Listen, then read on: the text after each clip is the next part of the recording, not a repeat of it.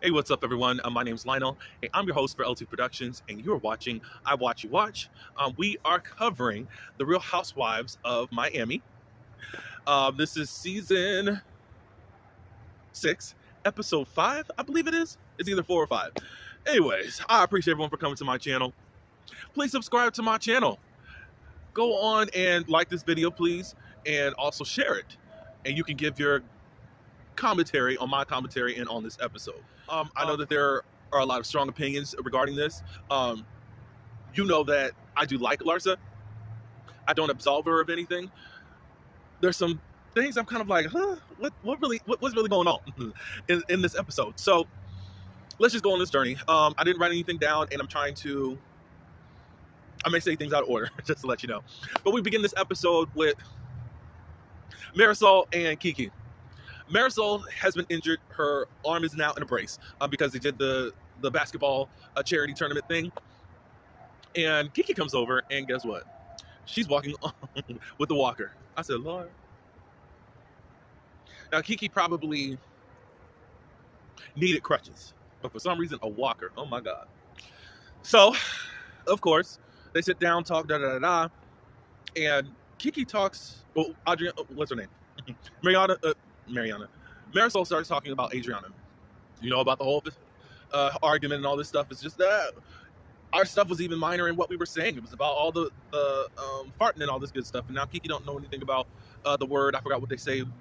But basically, Kiki's now in her dumb moment again on the show, which is it's really dumb at this point. I would like to like Kiki, but she plays this type of dumb role that is not befitting of you at all. They get into that. Kiki gets into how she feels about Larsa. Larsa is now dating, and I miss my friend. I guess she understands that they're dating, but it's like I don't get any time with you or with her. So they do that. Blah blah blah blah blah. That's the end of that scene. There's a scene with Nicole, or was that? I think that was an interlude. So she didn't really have any personal story or really that many scenes. We'll get there in just a second. This is where Anthony and Nicole, Tony and Adriana, they go out to dinner. Well, not go out to dinner. It was a cooking class. Adriana and Tony, they don't know how to cook, but they decided to take this cooking class. It'll be fun, and it's a way for those four to bond. So they take an Italian class and basically to cook pizza. Okay. Obviously, this is kind of produced as a way to try to get them together. Anyways, it's basically a scene for Tony. Is his name Tony? Adriana, Alexia's husband. I forgot his name. Isn't it Tony? I'm not with it today. I do apologize. I think that's his name. But it's basically another time for him to apologize to Anthony for how he acted last season. Anthony would kind of recollect on all the gestures and the apology, and he just didn't really understand it because it was quite overly excessive. It's kind of interesting how he moves, Alexia's husband. So I'm like, okay. But anyways, they squash it all. They dead it. Da-da-da-da-da. Life is grand. All right, so the next scene is with, do they practice again? I don't know if they practice again, but Julia and Adriana. Now, Adriana is going to a type of therapy with ketamine. It's some type of psychedelic virtual reality type of scene, as I guess, in a way to try to heal from any type of traumas and all that. While they're on their way, Julia says, I want to actually invite Marisol to the F Cancer event, and that's just that. Of course, Adriana does not want that. She already said in the last episode she doesn't want that to happen. She wants Alexia there. Julia does call Marisol, and she does invite her to the event. I'm appreciating Julia this season, and it's only been a few episodes, but she's finally not being so dependent on Adriana, because really Adriana and Julia have been on the outskirts of the group. Yes, there's like 2 groups forming. That's with Nicole, Adriana, Julia, and Gertie. Those 4 kind of stick together, and the others, they stick together. Lisa, Alexia, Marisol, Kiki, and Larsa. So, but those 2 have been on the outs, and I've been trying to figure out why are they here. It's like Adriana's been cool for the mess, but at the same time, you don't grow. And I'm just not liking it. And now they're basically regurgitating feuds. Nothing's moving forward. Y'all say y'all moving forward, and really before the episode's over, you're fighting, and it's fighting over the same thing that you said that you're going to get over. No, we're not doing that. I don't think Marisol's ever going to forgive Adriana, and at this point, who cares? Because I'm not invested at all in that. Either y'all going to be cordial or move the F on.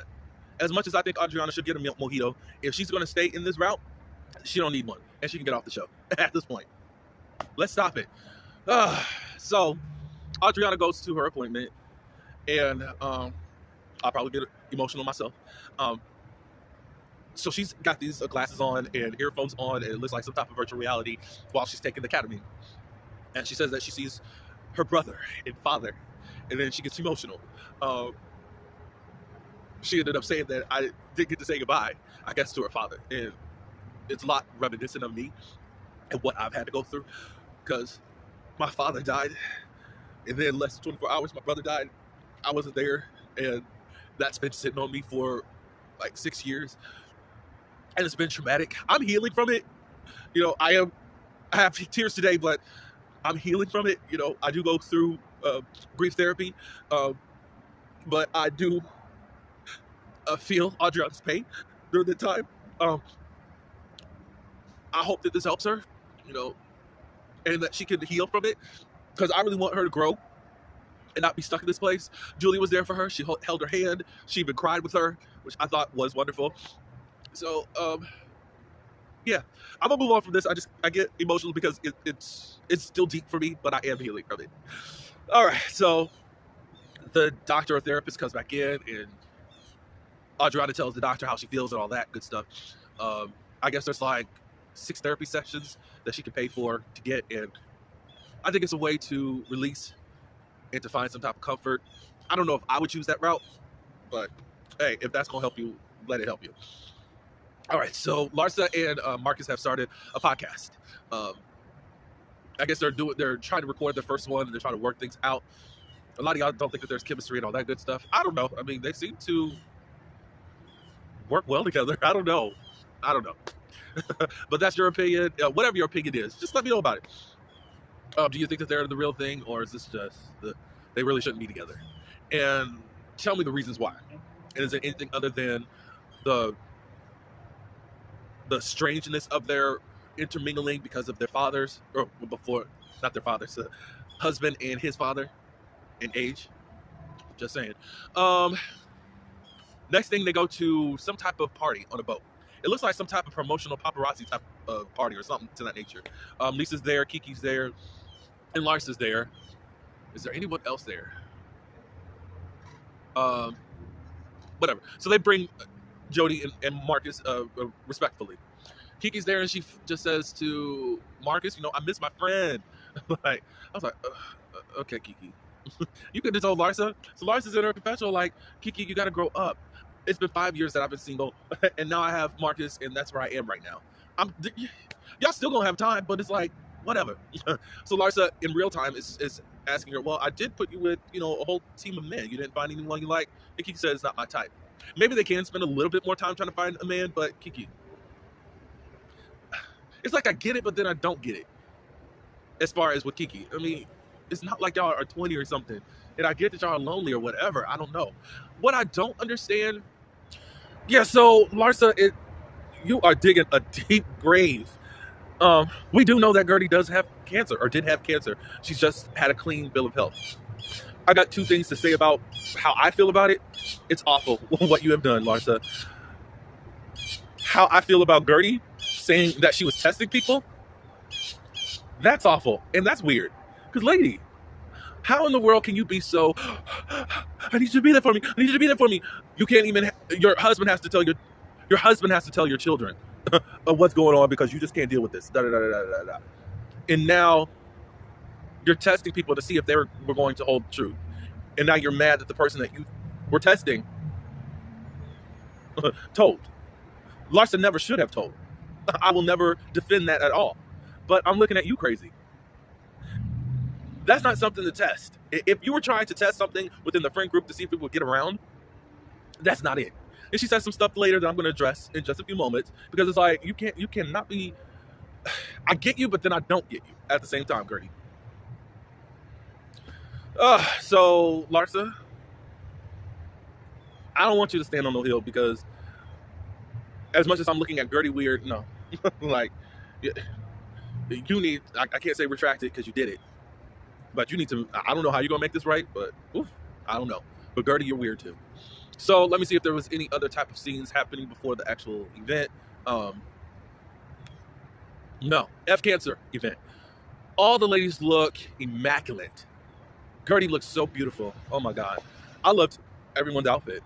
Marisol did not come because I think that she did not accept Julia's invitation or whatever. So Julia at least has been courteous enough to do that, but I don't think that she really wanted to be on Marisol's ground. Look, Adriana didn't want her there anyway, so it's like, Julia tried. Everyone looks great. Martina's going to be the last one showing up. She shows up with the dog, one of their dogs, and I guess she brought her the dog because the dog has been with her during every treatment that she's had. Julia's still trying to practice, and I'm like, oh Lord, I don't know how this is gonna work. I don't know how this is gonna work, Julia. But the last note she hit, it took her a few seconds, but she finally got on the right key. Unless something with editing, they were able to fix that key. Whatever. Everyone's showing up. I think Gertie was speaking with Alexia and how she was feeling about Larsa. She found out that Larsa was the one that told her business. Nicole shows up. Larsa called Nicole and said, "Hey, you're friends with Gertie, right? So, does she have cancer or not? Because now she's saying that she's testing people and she's drinking alcohol and all this." It's like, oof.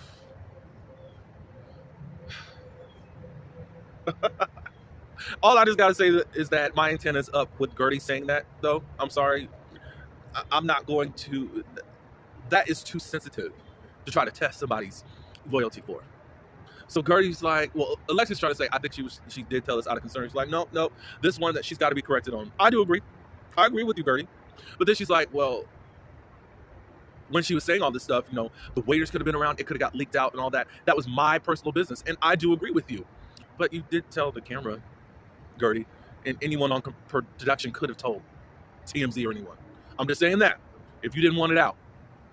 If you didn't want it out. You told it on camera twice. And you've had discussions about it. I'm just saying. This still does not give an out, but I'm just not going to have this brick wall towards certain things. So, I am not the highest percentage of Larsa. I just don't get why you did that. You didn't have to do that, ma'am. You did not have to do that. And now to add fuel to the fire, Gertie has allowed this girl to have some type of ammunition because it's weird behavior for you to do that. Anyways, we're going to move on from there. So they ask, where's Lisa and all that. Nicole says, can you call Lisa to see where she's at? She will pick up for you. So obviously, that's another time. I'll talk about the friendship dynamics in this group. So Larsa calls Lisa and she says, the police have been called on me. Right now she's not showing up. We found out that Lenny has leaked to the press is that somehow Lisa has put listening devices in his car. And it looks like it was supposed to be listening devices to find out what him and his lawyer are talking about. I said, Lord.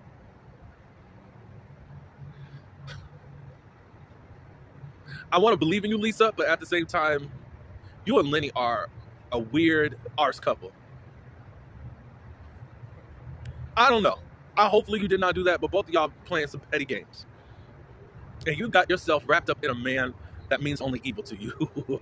Oh my God. I don't know what to say about that whole situation. Nicole's like, well, this is really criminal, and there could be some serious charges in regards to all of that. So basically, it's a to be continued cliffhanger as we go through. These are the days of our lives of Lenny and Lisa and all that. You all can give me your feelings. Again, I do not uphold Larsa in telling Gertie's business. I don't know what Gertie was talking about. A lot of y'all are trying to say, oh, was it defense mechanism of what Gertie said? No. You guys keep saying that we're misinterpreting on purpose what Gertie is saying. Well, we're hearing loud and clear that you're testing people. And we're going to take you at face value. So I'm not giving Gertie an excuse. I'm not giving Larson an excuse. I just think it's weird. And I'm not, no. So please give me your comments. And we can discuss it in the comments below. But please like this and share this video. And also subscribe to my channel. Until the next one, peace.